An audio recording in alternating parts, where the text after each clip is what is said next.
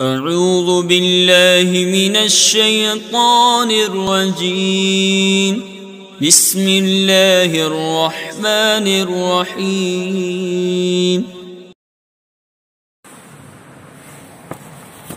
بچوں یاد رکھو یہ کتاب مناظر شریعہ ہے۔ میں ابو سفیان وزاد دان غریم غاد بول رہا ہوں۔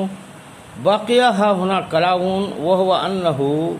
ان کان المراد بما يحتاج الیہ فی وجودہ ما یکون میسرا فیہ کما ذکرنا، جیسے ہو تعریف العلت المطلقہ ولا یصدق علی شرط کالوضوء للصلاۃ،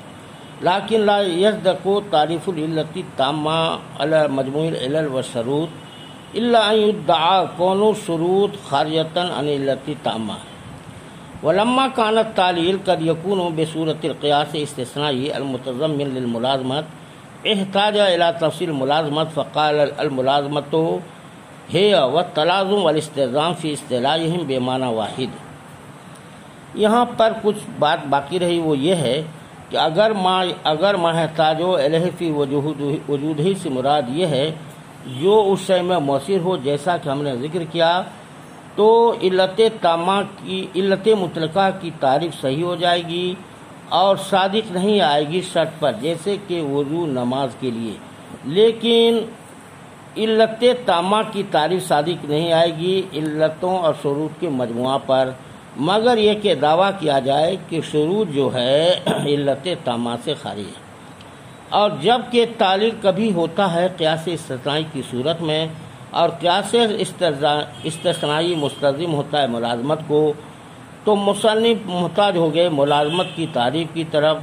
فقالات انہوں نے کہا ملازمت اور تلازم اور استلزام مناظرین کے اصحاب مناظرہ کے اصطلاح میں اصحاب نظر کی اصطلاح میں ایک ہی معنی میں ہے،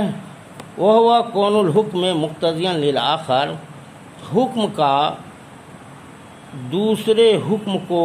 چاہنے والا ہونا، بے ان یکون اذا وجد المقتضی، وہیں طور کہ جب مقتضی پایا جائے تو وجد المقتضی، مقتضی بھی پایا جائے مقتضی کے وجود کے وقت وجود ہے، کا کون شے تالیتاً، جیسے کہ سورج کا طلوع ہونا اور دن کا، وکون النہار موجوداً اور دن کا موجود ہونا۔ فإن الحکم بالاول،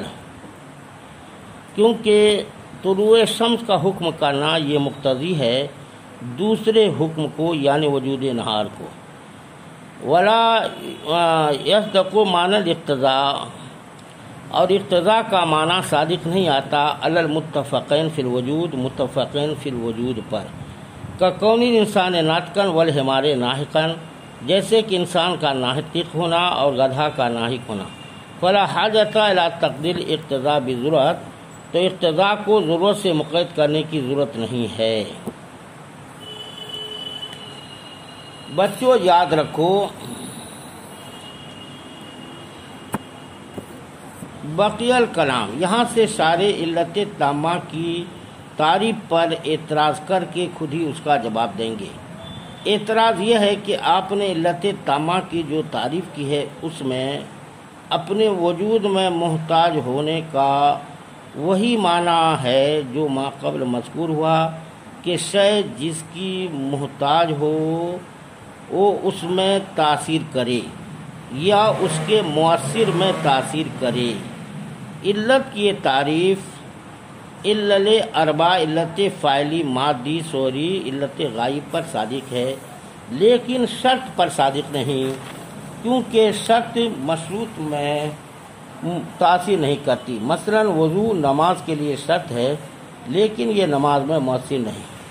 تو جب تعریف شے کی شرط پر صادق نہیں آئی تو علت تامہ پر بھی صادق نہیں آئی، کیونکہ علت تامہ تو جمعی موقوف علیہ کے مجموعے کو کرتی ہیں، جمعی موقوف علیہ علل اور شرائط کا مجموعہ ہے۔ تو جب علت تاثیر کرنے کو کہتے ہیں اور شرط تاثیر نہیں کرتی اور شرط علت سے خارج ہوئی، حالانکہ شرط علت تامہ میں داخل ہے، لہذا علت کی تعریف علت تامہ پر صادق نہیں آئی، تو علت کی تعریف جامع افراد نہیں۔ قولہ الا یدعا کون شرط خارطان علت تامہ. یہاں سے شاعر نے جواب دیا کہ علت تامہ پر تعریف تبھی صادق آ سکتی ہے جب یہ دعویٰ کیا جائے کہ شرط علت سے خارج ہے. مصنف نے کہا لما کانت دلیل. یہاں سے شارح ما بعد کے متن کا ما قبل کے متن کے ساتھ ربط بیان کرتے ہیں کہ ما قبل ماتن نے تعلیل کی تعریف کی. تعلیل اور دلیل کا ایک ہی مقصد ہے اور دلیل کبھی قیاس اقترانی کے ساتھ دی جاتی ہے اور کبھی قیاس استثنائی کے ساتھ. اور قیاس استثنائی میں اگر پہلا مقدمہ شرطیہ متصلہ ہے تو قیاس استثنائی اتصالی ہے. اگر پہلا مقدمہ متصلہ ہو تو قیاس استثنائی، اگر پہلا مقدمہ منفصلہ ہو تو قیاس استثنائی انفصالی. تو جب قیاس استثنائی اتصالی ہوگا تو اس کے دونوں مقدموں میں ملازمہ ضروری ہے، تلازم ضروری ہے، ورنہ قیاس استثنائی اتصالی تام نہیں ہو سکتا. اس لیے ماتن کو تعلیل کی تعریف کے بعد ملازمہ کی تعریف کی ضرورت پڑی. تو ملازمہ کی تعریف کر رہے ہیں. کہا الملازمہ، قال الملازمہ. یہاں سے ماتن ملازمہ کی تعریف کر رہے ہیں کہ ملازمہ یہ ہے کہ ایک کا دوسرے کے لیے مقتضی ہونا. مصنف نے کہا ہی و تلازم الاستلزام. کہتے ہیں کہ ملازمہ اور تلازم استلزام مناظرین کی اصطلاح میں بے معنی واحد ایک ہی معنی میں ہے. یہاں سے شاعر نے ایک اعتراض کا جواب دیا ہے. اعتراض یہ ہے کہ اصطلاحات میں تلازم استلزام بھی ہے تو ماتن نے ان کی تعریفات کیوں نہیں کی ہے. تو مصنف نے جواب دیا کہ یہاں سے جواب دیا کہ مناظرین کی اصطلاح میں یہ ملازمہ ہی کا ہم معنی ہے، یعنی تلازم استلزام ملازمہ سب ایک ہی معنی میں ہے. لہذا جو تعریف ملازمہ کی ہے ان کی بھی وہی ہے، اس لیے ان کے علیحدہ تعریف کرنے کی کوئی ضرورت نہیں. مصنف نے کہا لحکم الآخر. آخر صفت کا صیغہ تھا. سارے نے حکم نکال کر اس کا موصوف بتا دیا. مصنف نے کہا بے یکون اذا وجدہ. یہاں سے سارے ملازمہ کی تفسیر کرتے ہوئے مثال دے کر اس کی مزید وضاحت کریں گے کہ ایک دوسرے کا مقتضی ہو تو اس کا مطلب یہ ہے کہ جس وقت ایک حکم پایا جائے تو اس وقت دوسرا حکم ہی پایا جائے. جیسے ان کانت الشمس طالعۃ فالنہار موجودن میں ملازمہ ہے. جب طلوع شمس پایا جائے گا تو وجود نہار بھی پایا جائے گا، کیونکہ طلوع شمس وجود نہار کا مقتضی ہے تو طلوع شمس کے پائے جانے سے وجود نہار بھی پایا جائے گا. فإن الحکم بالاول. یہ ایک اعتراض کا جواب ہے. اعتراض یہ ہے کہ آپ نے ملازمہ کی جو تعریف کی ہے وہ دخول غیر سے معنی نہیں، کیونکہ یہ تعریف متفقین فی الوجود پر صادق آ رہی ہے. کیونکہ متفقین فی الوجود میں بھی ایک حکم پائے جانے سے دوسرا حکم پایا جاتا ہے لیکن اسے ملازمہ نہیں کہا جاتا ہے. مثلا اذا کان الانسان ناطقا کان الحمار ناطقا میں ایک حکم پائے جانے سے دوسرا حکم پایا جا رہا ہے تو یہ متفقین تو ہے لیکن ان پر ملازمہ کی تعریف صادق آ رہی ہے. لہذا ملازمہ کی تعریف دخول غیر سے معنی نہیں. لہذا ملازمہ کی تعریف کو دخول غیر سے معنی بنانے کے لیے اس میں بضرورت کی قید لگانی چاہیے. تو شارح نے اس کا جواب دیا کہ بضرورت کی قید کے بغیر بھی ملازمہ کی تعریف دخول غیر سے معنی ہے، کیونکہ ملازمہ میں ایک حکم کے پائے جانے سے دوسرا حکم پایا جاتا ہے لیکن ایک حکم دوسرے کا مقتضی بھی ہوتا ہے. اور متفقین میں اگرچہ ایک حکم پائے جانے سے دوسرا حکم پایا جاتا ہے لیکن کوئی حکم دوسرے کا مقتضی نہیں ہوتا. لہذا بھی ضرورت کی قید کے بغیر بھی ملازمہ کی تعریف دخول غیر سے معنی ہے.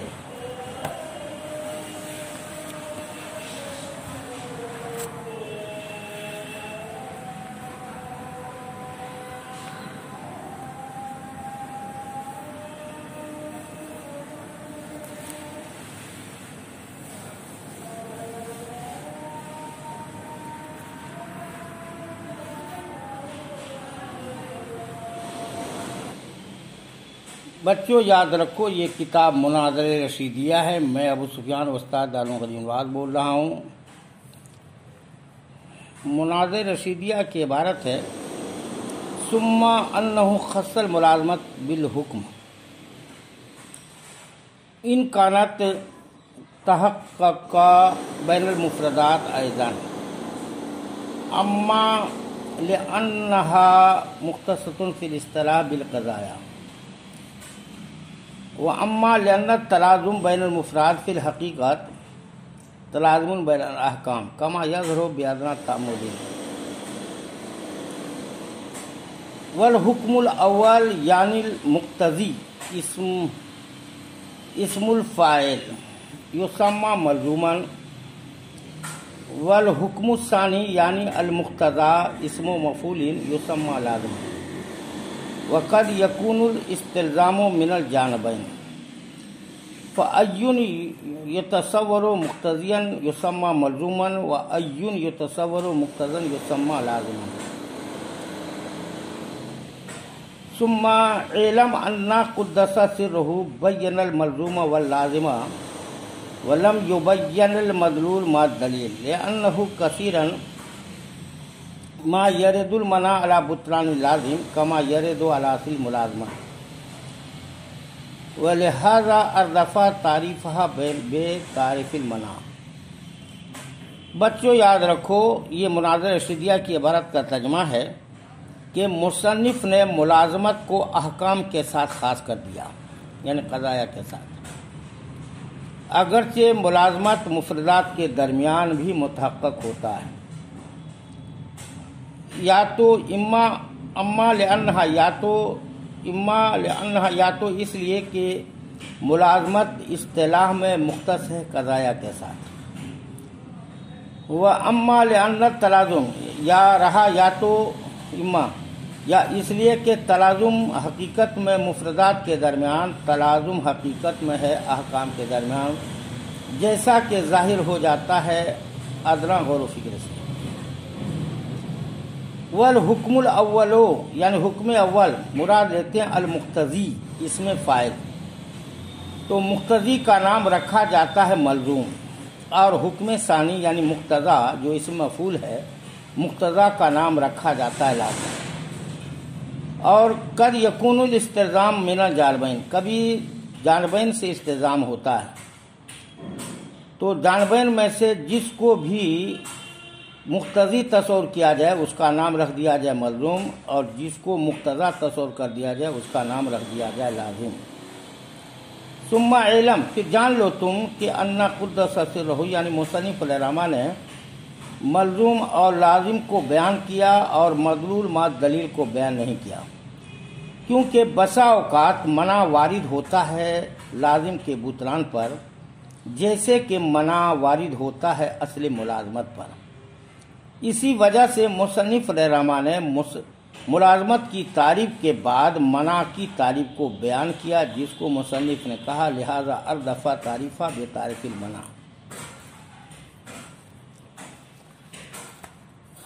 بچوں یاد رکھو ثم انہ خص الملازمت بالحکم، یہاں ایک اعتراض ہے، سارے نقل کر کے اس کے دو جواب دیں گے. نمبر ایک یہ ہے کہ ماتن نے ملازمت کو حکم کے ساتھ مختص کیا، اور حکم نسبت تامہ کو کہتے ہیں، اور نسبت تامہ قضیہ میں پائی جاتی ہے، تو اس سے معلوم ہوا کہ ملازمہ جو ہے قضایا کے ساتھ خاص ہے. حالانکہ یہ درست نہیں، کیونکہ جیسے قضایا میں ملازمہ پایا جاتا ہے ایسے ہی مفردات میں بھی پایا جاتا ہے، جیسے الاربعۃ زوج میں ملازمت ہے، لہذا ملازمہ کی تعریف جامع افراد نہیں. اما لانها مختصة فی الاصطلاح والقضایا سے شارح نے اعتراض کا پہلا جواب دیا ہے کہ ملازمہ کی تعریف جامع افراد ہے، کیونکہ یہ مطلق ملازمہ کی تعریف نہیں بلکہ اس ملازمہ کی تعریف ہے جسے مناظرہ کی اصطلاح میں ملازمہ کہا جاتا ہے، اور مناظرین کی اصطلاح میں ملازمہ قضایا کے ساتھ ہی مختص ہے، لہذا ملازمہ کی تعریف جامع افراد ہے. وہ امت تلازم یا امت تلازم سے سارے دوسرا جواب دے رہے ہیں کہ مفردات میں تلازم در حقیقت قضایا ہی میں تلازم ہوتا ہے، کیونکہ انسان اور ذاہق مفرد ہیں، ان میں تلازم در حقیقت احکام میں تلازم ہے، کیونکہ کلما وجد الانسان وجد الذاہق، ایسے ہی متا وجد الزوج وجد الاربع، تو اس سے معلوم ہوا کہ مفردات میں تلازم در حقیقت قضایا ہی میں تلازم ہوا، لہذا تلازم کی تعریف جامع افراد ہوئی۔ قولہ والحکم الاول، ماتن نے ما قبل ملازمہ کی تعریف کرتے ہوئے کہا ایک حکم دوسرے حکم کو مقتضی ہو، چاہنے والا ہو، تو ایک حکم مقتضی ہوگا دوسرا مقتضا، تو حکم اول جو مقتضی ہے اس کو ملزوم، اور وہ حکم جو مقتضا ہے اسے لازم کہتے ہیں۔ وقد یکون الاستلزام بین الجانبین، یہ بتایا کہ یہ اگر استلزام جانب واحد سے ہو، حکم مقتضی کو ملزوم، حکم مقتضا کو لازم کہیں گے۔ اب یہ بتاتے ہیں کہ اگر جانبین سے استلزام ہو تو جس حکم کو مقتضی تصور کریں گے وہ ملزوم ہے، اور جس کو مقتضا تصور کریں گے وہ لازم ہے۔ ثم علم، یہاں سے سارے ما بعد کے متن کے ما قبل کے ساتھ ربط بھی بتانا چاہتے ہیں، اور ضمناً ایک اعتراض کا جواب بھی دینا چاہتے ہیں۔ اعتراض یہ ہے کہ ما قبل ماتن نے دلیل کی دو تعریف کی ہے، دلیل کا مدلول بھی ہوتا ہے، دلیل ملزوم اور مدلول اس کا لازم ہوتا ہے۔ تو دلیل کی پہلی تعریف میں ماتن نے صراحتاً یہ کیوں نہیں کہا کہ مجہول نظری مدلول ہے، اسی طرح دلیل کی دوسری تعریف میں ماتن نے یہ کہا کہ علم کے ملزوم کو دلیل کہتے ہیں، یہاں بھی ماتن نے صراحتاً کیوں نہیں کہا کہ جس کا علم ہو وہ مدلول ہے، اور ملازمہ کی تعریف میں صراحتاً یہ کیوں کہا کہ حکم اول کو ملزوم اور حکم ثانی کو لازم کہتے ہیں۔ لہذا ماتن کا ملازمہ کی تعریف میں لازم کو صراحتاً ذکر کرنا اور دلیل کی تعریف میں مدلول کو صراحتاً ذکر نہ کرنا ترجیح بلا مرجح ہے۔ بچوں یاد رکھو، جواب سے پہلے ایک تمہید ہے، وہ یہ ہے کہ قیاس استثنائی اتصالی میں ملازمت ضروری ہے، کیونکہ ملازمت کے بغیر قیاس استثنائی کام نہیں ہوتا۔ اب اس تمہید کے بعد جواب سنو۔ معنی دو چیزوں پر منع وارد کرتا ہے، نمبر ایک ملازمت پر کرتا ہے، دوسرا مدعا کے بطلان لازم پر۔ تو ملازمہ پر منع وارد کرتے ہوئے معنی کہے گا ہم تمہارا ملازمہ ہی نہیں مانتے۔ اب بطلان لازم پر جب منع وارد کرنے والا اس طرح منع وارد کرے گا کہ یہ تمہارا کہنا ہے کہ ملزوم باطل ہے اس لیے لازم باطل ہے، تو ہم یہ تسلیم نہیں کرتے کہ ملزوم کے بطلان سے لازم بھی باطل ہو، لہذا جب تک لازم کو ذکر ہی نہیں کیا جاتا تو اس پر منع کیسے وارد ہوتا؟ اس لیے کہ ملزوم کے ذکر کے بعد لازم کا صراحتاً ذکر ضروری ہوتا ہے تھا، اور مدلول پر اس قسم کا کوئی اعتراض وارد نہیں ہوتا، اس لیے صراحتاً اس کا ذکر ضروری نہیں تھا۔ اس ترجیح کی وجہ سے ماتن نے لازم کو صراحتاً ذکر کیا، لہذا ترجیح بلا مرجح نہیں بلکہ ترجیح بلا مرجح ہے۔ اس سے ربط بھی معلوم ہو گیا، چونکہ معنی ملازمہ پر منع وارد کرتا ہے، اس لیے ماتن نے ملازمہ کی تعریف کے بعد منع کی تعریف کر دی۔ فائدہ، قانون یہ ہے کہ الدفع کا جو مفعول بہ کے ساتھ ہوتا ہے وہ مؤخر ہوتا ہے، اسی مناسبت کی وجہ سے شرح کا ترجمہ بھی کیا گیا۔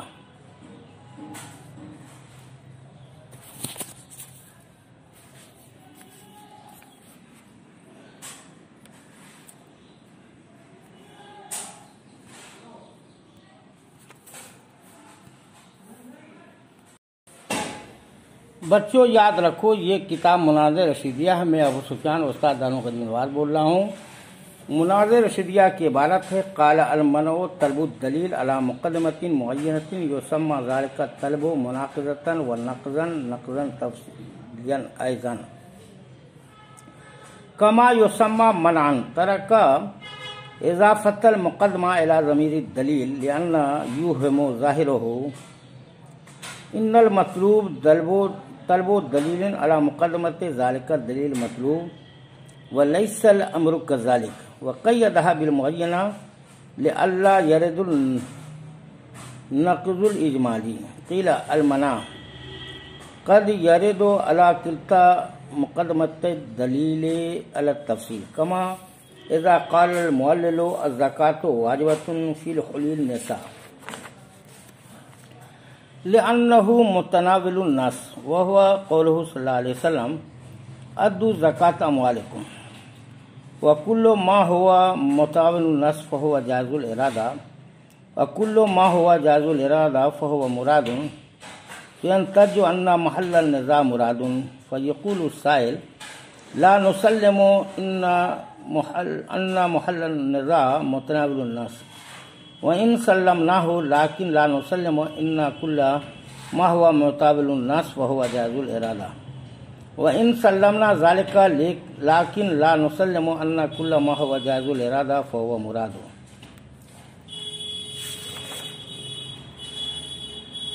مصنف نے منع کی تعریف کی دلیل کا طلب کرنا ہے دلیل کے مقدمے معینہ پر. یسمى ذلك الطلب، اس طلب کا نام رکھا جاتا ہے مناقضہ بھی اور نقض تفصیلی بھی. گویا منع کا دو نام ہوئے، مناقضہ اور نقض تفصیلی. جیسے کہ اس کا نام منع رکھا جاتا ہے. مصنف نے مقدمہ کی اضافت چھوڑ دیا دلیل کی ضمیر کی طرف، کیونکہ اس کا ظاہر وہم پیدا کرتا ہے کہ بے شک مطلوب اس دلیل مطلوب کے مقدمے پر دلیل طلب کرنا ہے، حالانکہ ایسا نہیں. وقیدہ بالمعینہ، مصنف نے مقدمہ کو معینہ سے مقید کر دیا تاکہ نقض اجمالی سے اعتراض وارد نہ ہو، کیونکہ نقض اجمالی مقدمے معینہ پر نہیں ہوتا. اب بعض لوگوں نے کہا اعتراض کیا گیا کہ منع کبھی وارد ہوتا ہے دلیل کے دونوں مقدمے پر تفصیلی طور پر، جیسے کہ معلل کہے الزکاۃ واجبۃ فی حلی النساء، زکوٰۃ واجب ہے عورتوں کے اوپر، لأنہ متناول النص، کیونکہ یہ نص اس کو شامل ہے، کیونکہ حضور صلی اللہ علیہ وسلم نے فرمایا ادوا زکاۃ اموالکم، اپنے مالوں کی زکوٰۃ ادا کرو. وکل ما ہوا متناول النص، ہر وہ شے جو نص جس کو شامل ہو اس کا ارادہ کرنا جائز ہے. وکل ما ہوا جائز الارادہ، اور ہر وہ شے جو جائز الارادہ ہوتا ہے وہ مراد ہوتا ہے. تو ینتج جو ان محل النزاع، تو نتیجہ دے گا کہ محل نزاع مراد ہے. تو سائل کہے کہ ہم تسلیم نہیں کرتے کہ محل نزاع متناول النص ہے. اگر ہم اس کو تسلیم کر لیں، لیکن ہم تسلیم نہیں کرتے کہ ہر وہ شے جو متناول النص ہو جائز الارادہ ہو. وَإِن سَلَّمْنَا ذَلِكَ، اگر ہم اس کو تسلیم کر دیں تو لیکن ہم تسلیم نہیں کرتے کہ ہر وہ شے جو جائز الارادہ ہو وہ مراد ہو. وَلَا يَذْهَبْ عَلَيْكَ، تجھ پر یہ بات پوشیدہ نہ رہے ان ذَلِكَ منع، یہ چند منع ہے، ایک منع نہیں ہے. فالحق کو ما ذکرہ القدس، تو حق بات وہی ہے جس کو مصنف رحمہ ذکر کیا. ولیکن المقدمہ ماخوذۃ فی تارک المنع، اور مقدمہ جو ہے منع کی تعریف میں ماخوذ ہے، تو ضروری ہے مقدمہ کے معنی کو بیان کرنا. فلہذا قال، اس لیے مصنف نے کہا المقدمہ.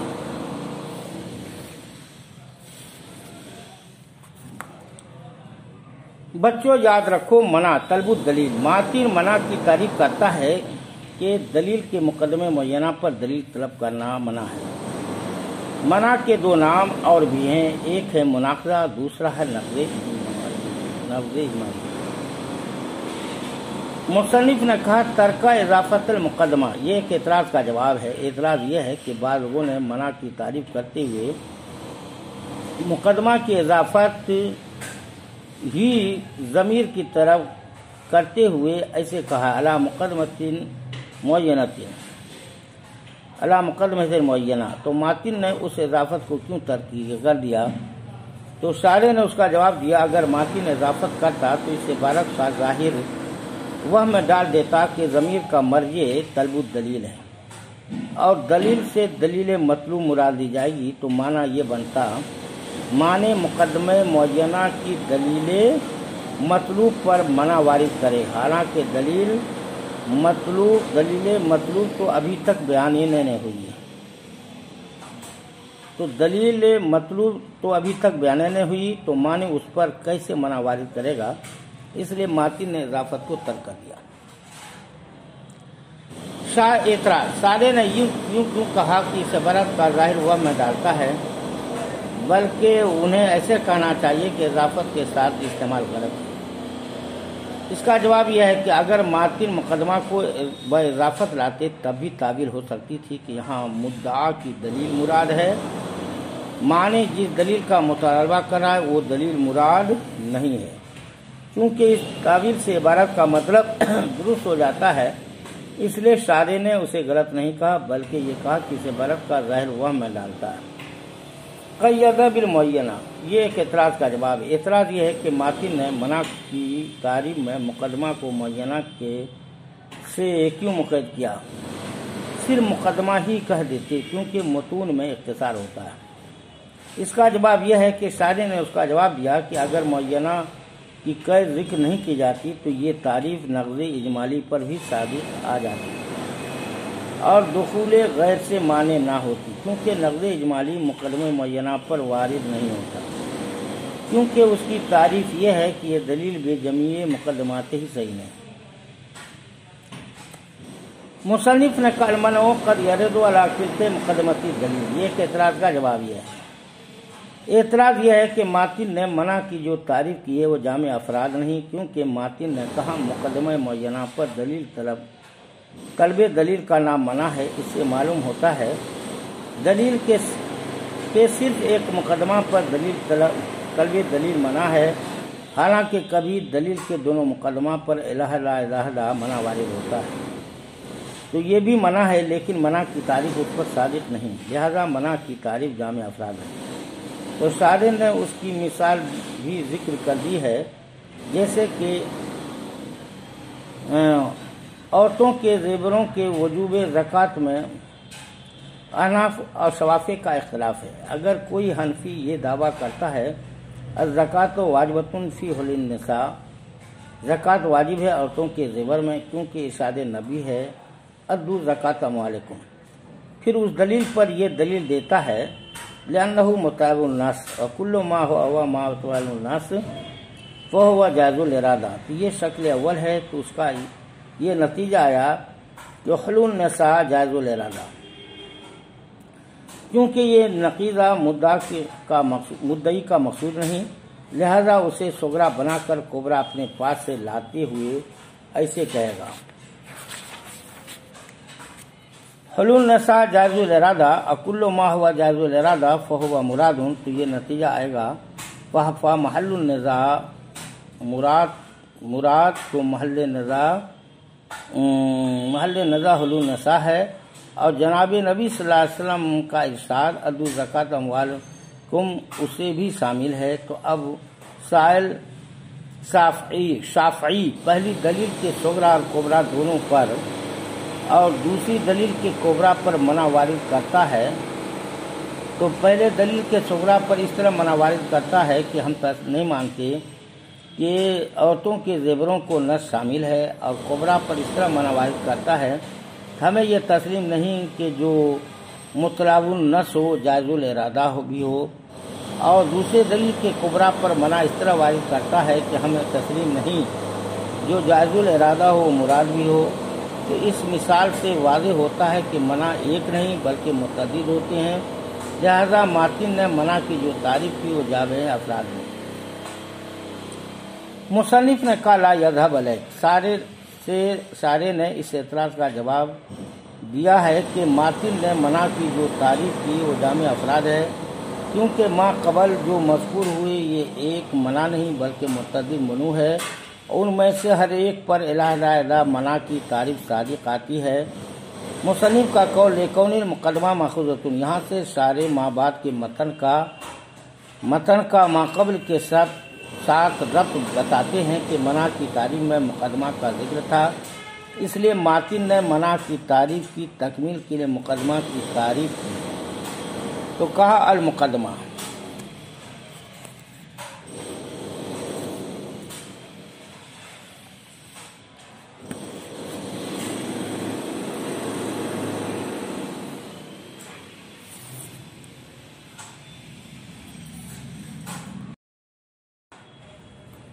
بچوں یاد رکھو یہ کتاب مناظر رشیدیہ ہے، میں ابو سفیان استاد دانو قدیم نواز بول رہا ہوں۔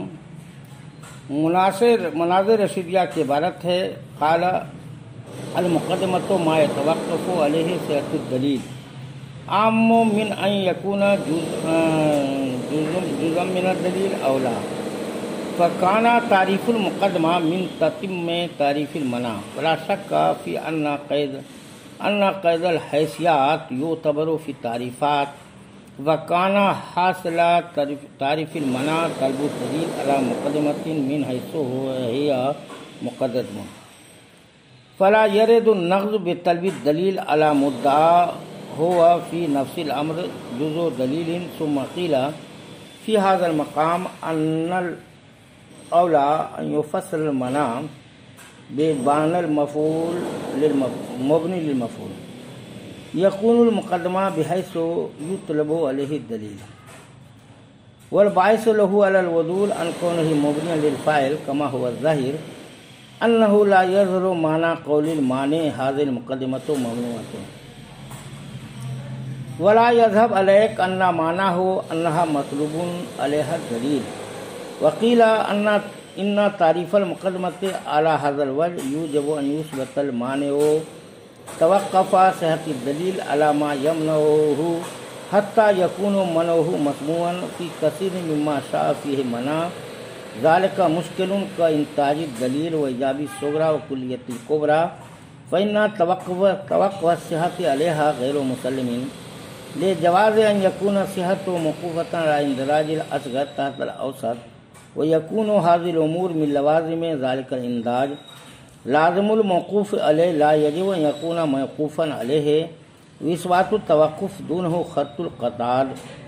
ثم أنه كان يذكر من المنع سند فذكر بقوله۔ بچوں یاد رکھو مصنف نے کہا المقدمہ مقدمہ وہ ہے جس پر دلیل کی صحت موقوف ہو، عام اس بات سے کہ دلیل کا جز ہو یا نہ، مقدمہ دلیل کا جز ہو یا نہ۔ تو مقدمہ کی تعریف یہ منع کی تعریف کے تتمہ میں سے ہے اور کوئی شک نہیں اس بات میں حیثیتوں کی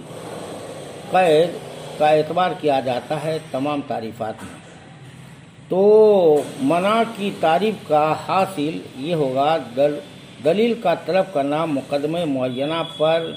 اس حیثیت سے کہ وہ مقدمہ ہے۔ جب یہ من حیث مقدمہ کی قید لگا دیں گے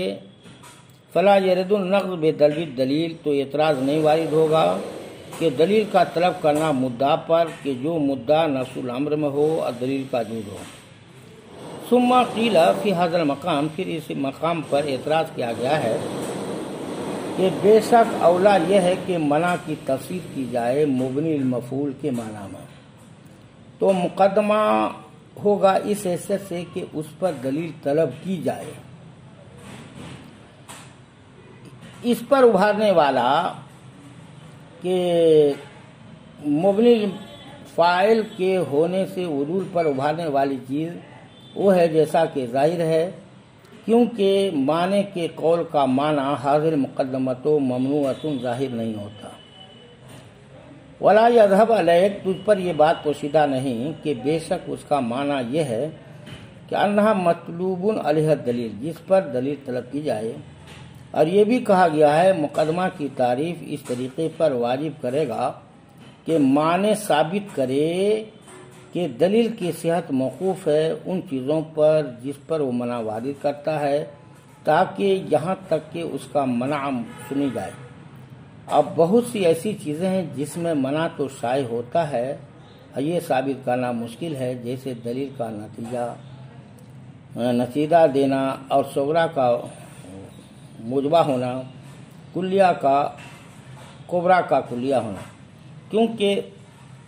صحت کا موقوف ہونا اس پر یہ مسلم تسلیم نہیں، کیونکہ ممکن ہے کہ صحت موقوف ہو اصغر کا اوسط کے تحت داخل ہونے پر، اور یہ امور ان اندراج کے لوازم میں سے ہو، اور موقوف علیہ کا لازم ضروری نہیں ہے کہ موقوف علیہ ہو، اور توقف کا ثابت کرنا ہے کہ وقت گویا کے ببول کے کانٹے کو نگلنا ہوگا، خط لیتا ہے۔ بچوں یاد رکھو، مصنف نے مقدمہ کی تعریف کی، کہتے ہیں المقدمۃ ما يتوقف علیہ صحت الدلیل کے جس پر صحت دلیل موقوف ہو وہ مقدمہ ہے۔ قولہ عام، بعض علماء کا خیال ہے کہ مقدمہ ہمیشہ دلیل کا جزوی ہوتا ہے، تو شارح نے اس کی تردید کرتے ہوئے کہا مقدمہ میں عام ہے، خواہ دلیل کا جزو ہو یا کوئی کسی شے کی شرائط وغیرہ ہو۔ مصنف نے کہا لا شک فی ان قید الحیثیات، یہاں سے شارح ایک اعتراض کا جواب دینا چاہتے ہیں۔ اعتراض سے پہلے دو مختصر تمہیدیں ہیں۔ پہلی تمہید یہ ہے کہ مدعی جب دعویٰ پر دلیل دیتا ہے تو معنی اس دلیل کے کسی مقدمے پر ہی منع وارد کرے گا اور مدعا پر منع وارد نہیں ہوتا۔ تو دوسری تمہید یہ ہے کہ مدعا کبھی نفس الامر میں دلیل کا جز ہوتا ہے۔ تو ان تمہیدوں کے بعد اعتراض یہ ہے کہ جب مدعا دلیل کا جز ہوا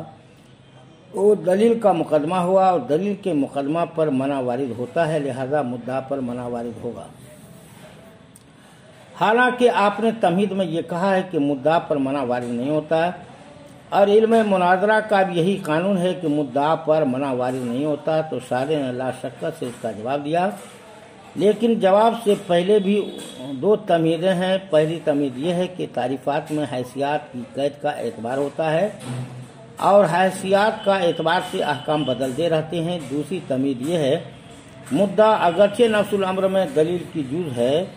لیکن صراحتاً الفاظ میں بطور مقدمہ دلیل کا جز نہیں ہوتا۔ بعد ازاں جواب یہ ہوگا تعریفات میں ہمیشہ حیثیت کا اعتبار ہوتا ہے، لہذا مقدمہ کی تعریف اب یہ ہوگی ما يتوقف علیہ صحت الدلیل من حیث انہ یتوقف علیہ صحت الدلیل۔ تو مقدمہ کی اس تعریف کے بعد منع کی یہ تعریف ہوگی طلب الدلیل علی مقدمۃ معینۃ من حیث ہے مقدمۃ معینۃ۔ تو مدعا اگرچہ نفس الامر میں دلیل کا جز تو بنتا ہے لیکن من حیث مقدمۃ معینۃ کے لحاظ سے مدعا دلیل کا جز نہیں بنتا، کیونکہ وہ صراحتاً الفاظ میں مقدمہ ہی نہیں، لہذا مدعا پر منع بھی وارد نہیں ہوگا۔ ثم قیل فی ھذا المقام، یہاں اعتراض ہے، کسی نے اس کا جواب دیا ہے، تو شارح نے اس کا رد کرتے ہوئے اپنا جواب دیا ہے۔ اعتراض یہ ہے کہ منع کی تعریف میں طلب کا لفظ آیا ہوا ہے۔ طلب مصدر ہے اور مصدر کبھی مبنی للفاعل ہوتا ہے اور کبھی مبنی للمفعول۔ اگر مصدر مبنی للفاعل ہو تو یہ معنی کی صفت بنے گا کہ اگر معنی التعلیل۔ اگر طلب مبنی مفعول ہو تو یہ دلیل کی صفت ہوگی، الدلیل مطلوب کے معنی میں ہوگا۔ اور مناظرین مانعین کبھی ایسے بھی کہتے ہیں، مناظرین مانعین کبھی ایسے بھی کہتے رہتے ہیں حاضر مقدمۃ ممنوعۃ۔ یہاں ممنوعۃ سے جو مطلوب سمجھا جا رہا ہے وہ نہ معنی کی صفت ہے نہ ہی دلیل کی، بلکہ وہ تو مقدمہ کی صفت ہے، لہذا اگر دلیل کو معنی یا دلیل کی صفت بنائے تو مناظرین کا یہ مقولہ حاضر مقدمۃ ممنوعۃ باطل ہے۔ اگر طلب یا منع کو مقدمہ کی صفت بنائے تو یہ ضابطہ باطل ہو جاتا ہے۔ طلب یا تو مبنی فاعل ہے تو معنی کی صفت، اگر مبنی المفعول ہے تو دلیل کی صفت۔ تو اعتراض کا کسی نے جواب دیا جس کو شارح نے ثم قیل فی ھذا المقام سے نقل کیا ہے کہ یہاں مصدر مبنی الفاعل نہیں ہو سکتا، کیونکہ اس سے مناظرین مانعین کی اس قول کا بطلان لازم آئے گا کہ ھذہ مقدمۃ ممنوعۃ۔ اب بلا وجہ اہل علم کے قول کا بطلان درست نہیں، لہذا بہتر یہ ہے کہ یہاں مصدر مبنی المفعول ہوا اور مقدمہ ہی کی صفت ہو، لہذا اب اہل علم کا مقولہ درست ہوگا، لیکن مقدمہ کی ماتن والی تعریف نہ ہوگی، بلکہ اب مقدمہ کی یہ تعریف ہوگی کون المقدمۃ بحیث یطلب علیہ الدلیل قولہ طلب الدلیل۔ مصنف نے کہا لا ذهب علیہ، یہاں سے شارح بعض کا بعض کا رد کرتے ہوئے بتا رہے ہیں کہ تم پر مخفی نہ رہے، جب طلب مصدر مبنی للمفعول ہو تو اب یہ مقدمہ کی صفت نہیں ہوگی بلکہ یہ دلیل ہی کی صفت ہوگی، کیونکہ حاضر مقدمۃ ممنوعۃ کے قول میں بھی مقدمہ پر دلیل طلب کی جاتی ہے، لہذا مناظرین کا مقولہ بھی درست ہوا، اور ماتن نے مقدمہ کی جو تعریف کی ہے وہ بھی درست ہے۔ قیل ان تعریف المقدمہ، یہاں سے شارح یہ بتانا چاہتے ہیں کہ ماتن نے مقدمہ کی جو تعریف کی ہے اس کی روشنی میں کہا جا سکتا ہے کہ جب مدعی نے دعوے پر دلیل دی اور مانے اس کے کسی مقدمے پر منع وارد کرنا چاہتا ہے تو مدعی مانے سے یہ مطالبہ کر سکتا ہے کہ تم یہ ثابت کرو کہ جس پر تم منع وارد کر رہے ہو صحت دلیل اسی پر موقوف ہے، اور مدعی کے اس مطالبے کے بعد مانے پر یہ ثابت کرنا واجب ہو جاتا ہے کہ جس مقدمہ پر میں منع وارد کرنا چاہتا ہوں صحت دلیل بھی اس پر موقوف ہے، اور جب تک وہ ثابت نہیں کرے گا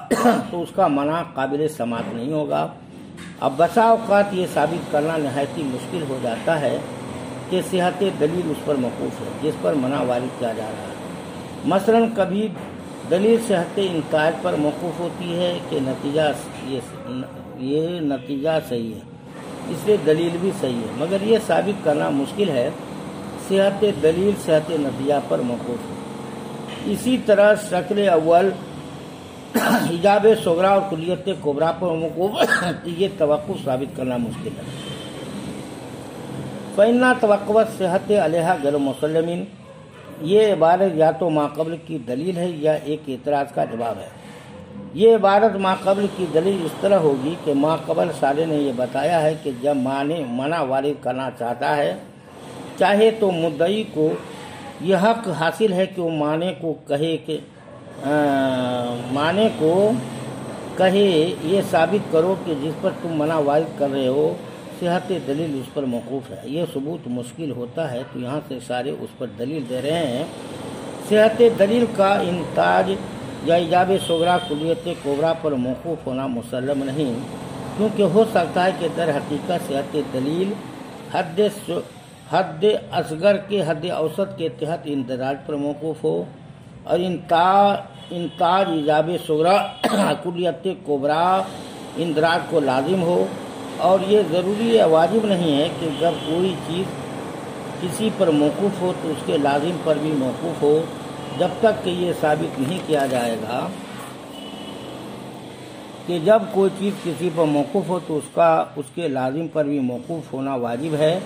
تو اس وقت تک یہ ثابت کرنا بھی مشکل ہے کہ شکل اول کی صحت انتاج ایجاب صغریٰ کلیت کبریٰ پر موقوف ہے، یا پھر یہ عبارت ایک اعتراض کا جواب ہے۔ اعتراض یہ ہے کہ تمہارا یہ کہنا درست نہیں کہ جس پر منع وارد ہو صحت دلیل کے اس پر موقوف ہونے کا ثبوت مشکل ہے، بلکہ صحت دلیل کا اس پر توقف کا ثبوت آسان ہے، کیونکہ مثلا شکل اول کا صحیح ہونا ایجاب صغریٰ کلیت کبریٰ پر موقوف ہے، اور یہ بآسانی ثابت ہے کیونکہ اگر ایجاب صغریٰ کلیت کبریٰ نہ ہو تو حد اصغر حد اوسط کے تحت داخل نہیں ہو سکیں گی اور نتیجہ صحیح نہیں دے گا۔ تو اس سے معلوم ہوا کہ شکل اول کے صحیح ہونے کے لیے ایجاب صغریٰ کلیت کبریٰ پر توقف ثابت ہے۔ تو شارح نے فإن توقف صحت سے اس کا جواب دیا،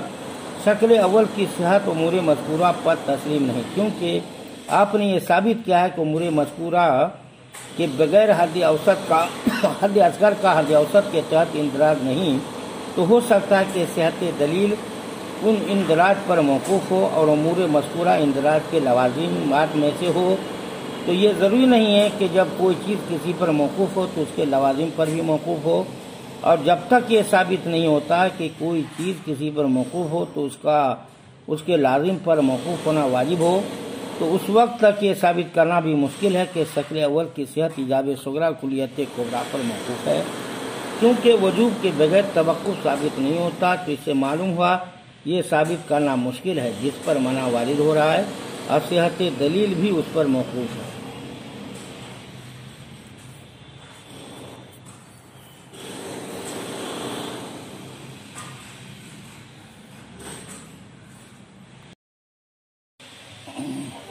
بچوں یاد رکھو یہ کتاب منار رشیدیہ ہے، میں ابو سفیان استاد دانو غرین نواز بول رہا ہوں۔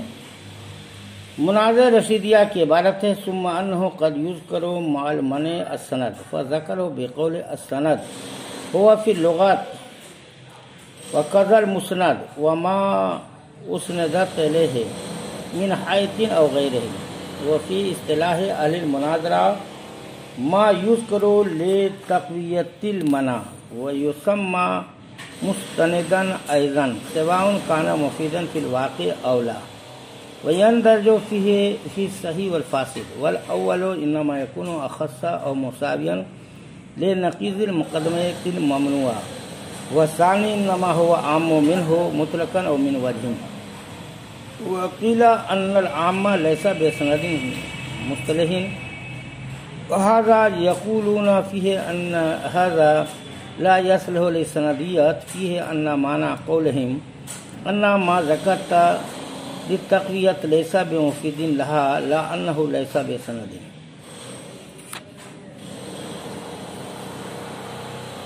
کبھی منع کے ساتھ سند بھی ذکر کیا جاتا ہے تو مصنف نے اپنے قول السند سے سند کی تعریف کو ذکر کیا۔ بچوں یاد رکھو سند لغت میں ایسے ہی مستند اس کو کہتے ہیں، سند اس کو کہتے ہیں جس کی طرف سہارا لیا جائے، دیوار ہو یا غیر دیوار۔ اور اہل مناظرہ کی اصطلاح میں سند وہ ہے جو منع کو قوت پہنچانے کے لیے جس چیز کو ذکر کیا جائے، اور نام رکھا جاتا ہے مستند بھی، آمدی کے واقع میں فائدہ مند ہو یا نہ، اور اس میں داخل ہے سند صحیح بھی اور سند فاسد۔ والاول اور سند صحیح ہمیشہ اخص ہوگا یا مساوی ہوگا، مقدمہ ممنوعہ کی نقیض کے مساوی ہوگا یا اخص ہوگا، اور ثانی یعنی سند فاسد انما ہو عام منہ وہ سند ہمیشہ اس سے عام ہوگا مطلقاً، مقدمہ ممنوعہ کی نقیض سے کیا ہوگا، عام ہوگا یا عموم خصوص من وجہ کی نسبت ہوگی۔ اور بعض لوگوں نے کہا کہ عام سند صحیح نہیں ہے، اور اس سلسلے میں وہ کہتے ہیں کہ یہ سندیت کی صلاحیت نہیں رکھتا،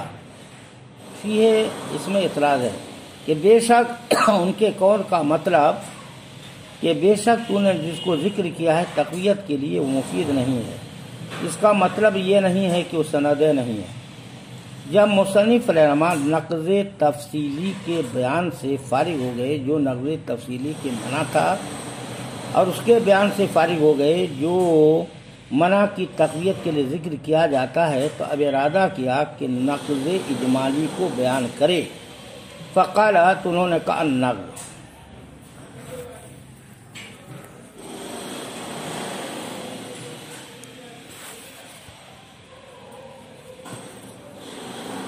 بچوں یاد رکھو قد یذکر المنع ما سند، یہاں سے سارے ماں باپ کے متن کا ربط بتا رہے ہیں کہ ماں قبل ماتن نے منع کی تعریف کی، اور کبھی منع کی تقویت کے لیے منع کے ساتھ سند کو بھی ذکر کیا جاتا ہے، اس لیے منع کے بعد ماتن سند کی تعریف کر رہے ہیں۔ اس سے یہ بھی معلوم ہوا کہ سند منع کے لیے ہی ہوتا ہے، یہ بھی معلوم ہوا کہ معنی کے لیے سند کا بیان کرنا ضروری نہیں۔ قال السند، یہاں سے سارے ماتن سند کی اصطلاحی تعریف کرتا ہے کہ اصطلاح مناظرہ میں سند اسے کہتے ہیں جسے منع کی تقویت کے لیے ذکر کیا جاتا ہے۔ مصنف نے کہا فی اللغت، ماتن نے سند کا اصطلاحی معنی بتایا، سارے اس کا لغوی معنی بتا رہے ہیں کہ دیوار وغیرہ جس کا سہارا لیا جائے اسے سند کہتے ہیں۔ سند کا دوسرا نام مستند بھی ہے۔ لغوی اور اصطلاحی معنی میں مناسبت یہ ہے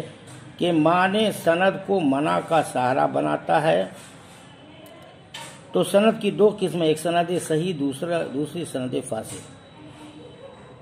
قولہ سواء کان مفیدا، یہاں سارے سند کی دو قسموں کی وجہ حسب بتاتے ہیں۔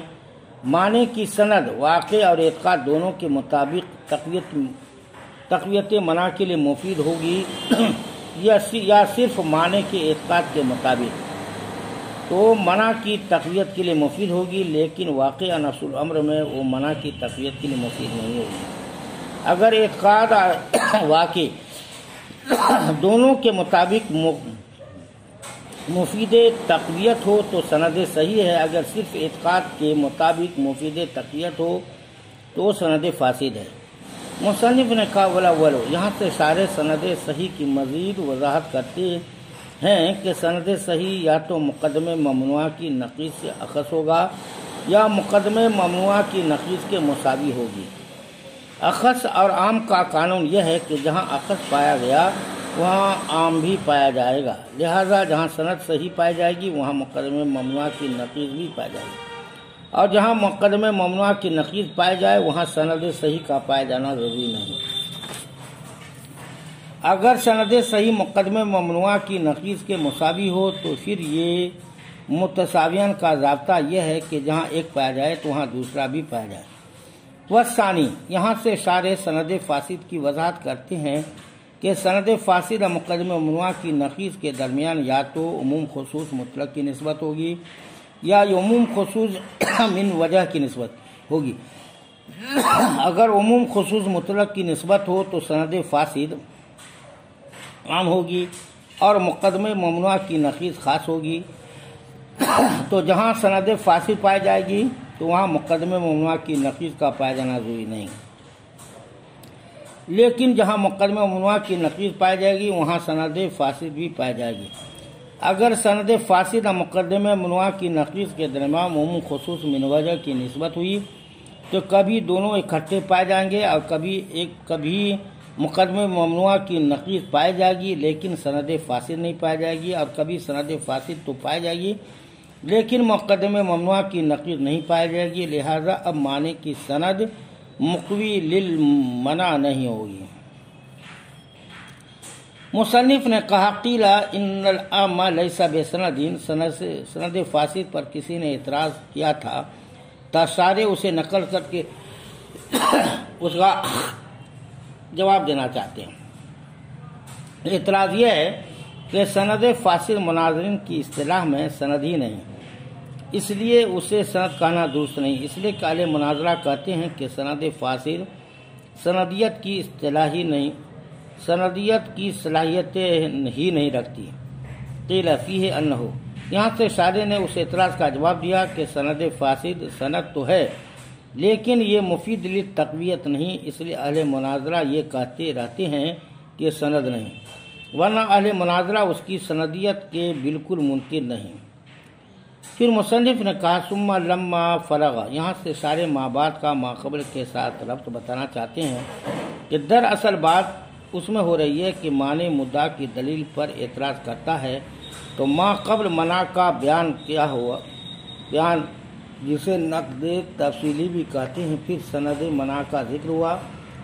اب ماتن نقد اجمالی کی تعریف کر رہے ہیں کیونکہ یہ بھی مدعا کی دلیل پر وارد ہوتا ہے کہ معلل کی دلیل مکمل ہونے کے بعد سائل اس دلیل کو باطل کرے، لیکن شاہد کے لیے متمسک بھی شاہد ہونا ضروری ہے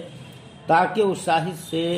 معلوم ہو کہ یہ دلیل قابل استدلال نہیں کیونکہ یہ فساد کو مستلزم ہے۔